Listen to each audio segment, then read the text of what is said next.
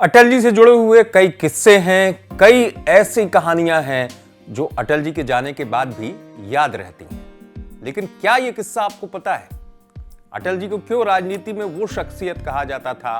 क्यों उनको कहा जाता था कि अटल जी जैसा कोई दूसरा नहीं है? जैसा कि अटल जी का जन्मदिन 25 दिसंबर को आता है और अटल जी का जन्म हुआ था 25 दिसंबर को, तो 25 दिसंबर पर एक कहानी उनके जीवन से जुड़ी मैं आपको बताऊंगा। ऐसी क्या वजह थी कि चुनाव हारने के बाद भी अटल जी क्यों, मैं कह रहा हूं, जुदा थे दुनिया से, उनके बारे में कहा जाता था ऐसा कोई राजनीतिज्ञ नहीं है। क्योंकि एक किस्सा वो है जब चुनाव हारने के बाद जमकर हंसे थे अटल जी। कौन सा चुनाव था? दरअसल ग्वालियर से, आपको याद होगा, 1984 में अटल बिहारी वाजपेयी ने चुनाव लड़ा था माधवराव सिंधिया के खिलाफ, और माधवराव सिंधिया के खिलाफ वो चुनाव ग्वालियर से हार गए थे। इस हार की चर्चा पूरे देश में थी। ऐसी क्या वजह थी कि जीत से ज्यादा चर्चे हार के थे? क्योंकि अटल जी चुनाव हार गए थे। लेकिन ये क्या बात हुई थी कि चुनाव हारने के बाद, माधवराव सिंधिया से चुनाव हारने के बाद अटल जी जमकर हंसे थे। गम करना तो दूर की बात है।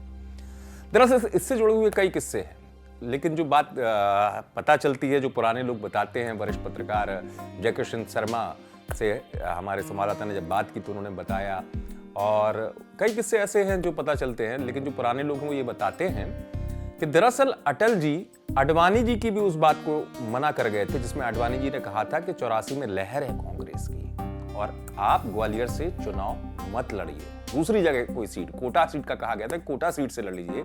लेकिन अटल जी जिद पर कायम रहे, वो ग्वालियर से चुनाव लड़े और हारे। इसकी वजह क्या थी?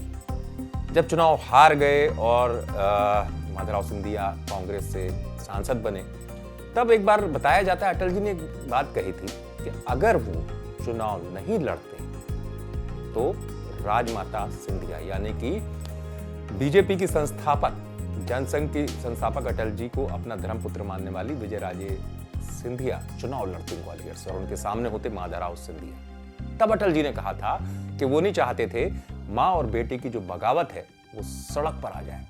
ये वजह थी जिससे अटल जी ने चुनाव को लड़ने से मना नहीं किया।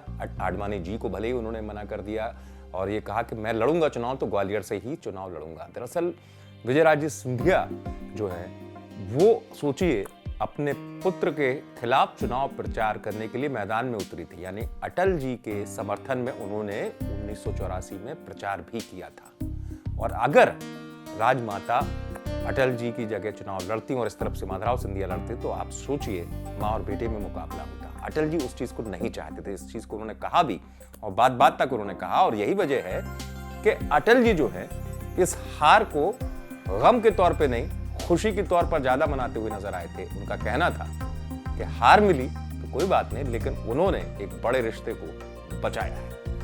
ग्वालियर से आप तक खबर पहुंचाए हमारे संवाददाता सर्वेश पुरोहित ने। आप देखते रहे एमपी तक।